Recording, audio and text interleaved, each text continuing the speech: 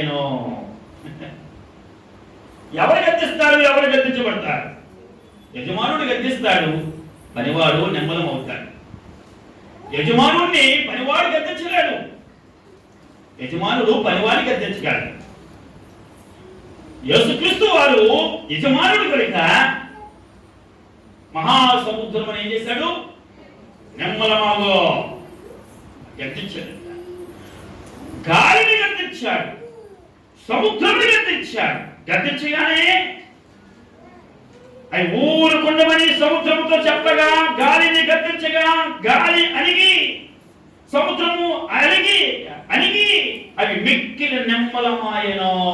తగ్గిపోయేట, సముద్రము తగ్గిపోయింది, గాలి ఆగిపోయింది. దేవునికి స్తోత్రం. సముద్రమును గద్దించగలిగిన వాడు, శాసించగలిగిన వాడు, గాలిని